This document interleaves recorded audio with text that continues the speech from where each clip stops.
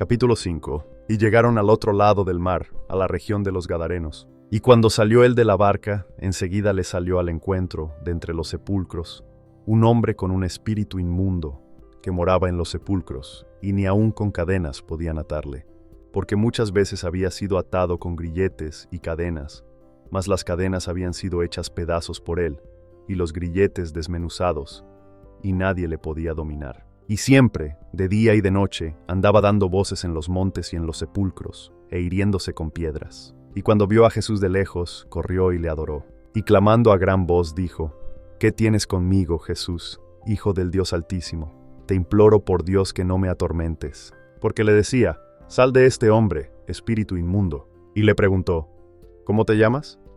Y respondió diciendo: Legión me llamo, porque somos muchos. Y le rogaba mucho que no los enviase fuera de aquella región. Y había allí cerca del monte un gran hato de cerdos paciendo, y le rogaron todos los demonios diciendo: Envíanos a los cerdos para que entremos en ellos. Y Jesús se lo permitió. Y saliendo aquellos espíritus inmundos, entraron en los cerdos, y el hato se lanzó al mar por un despeñadero, los cuales eran como 2000, y en el mar se ahogaron. Y los que apacentaban los cerdos huyeron y dieron aviso en la ciudad y en los campos, y salieron para ver qué era aquello que había acontecido. Y vinieron a Jesús, y vieron al que había sido atormentado por el demonio, y que había tenido la legión, sentado y vestido, y en su juicio cabal, y tuvieron miedo. Y los que lo habían visto les contaron lo que le había acontecido al que había tenido el demonio, y lo de los cerdos. Y comenzaron a rogarle a Jesús que se fuese de sus contornos. 18. Y entrando él en la barca, el que había estado poseído por el demonio le rogaba que le dejase estar con él.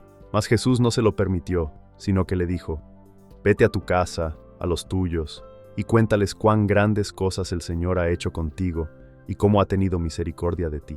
Entonces se fue, y comenzó a publicar en Decápolis cuán grandes cosas Jesús había hecho con él, y todos se maravillaban. Y pasando otra vez Jesús en una barca al otro lado, se reunió alrededor de él una gran multitud, y él estaba junto al mar. Y vino uno de los principales de la sinagoga, llamado Jairo, y cuando le vio, se postró a sus pies, y le rogaba mucho, diciendo: Mi hija está al borde de la muerte.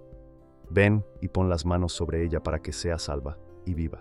Y fue con él, y le seguía una gran multitud, y le apretaban. Y una mujer que padecía de flujo de sangre desde hacía 12 años, y había sufrido mucho a manos de muchos médicos, y había gastado todo lo que tenía, y de nada le había aprovechado, sino que le iba peor. Cuando oyó hablar de Jesús, se acercó por detrás entre la multitud y tocó su manto, porque decía: Si tocaré tan solo su manto, quedaré sana. Y al instante la fuente de sangre se secó, y sintió en el cuerpo que estaba sana de aquel padecimiento.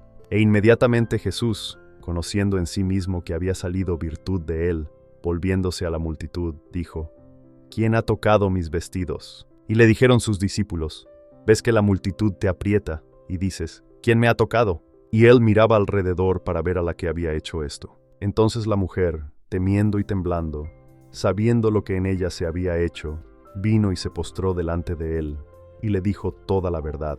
Y él le dijo: Hija, tu fe te ha sanado. Ve en paz y queda sana de tu aflicción.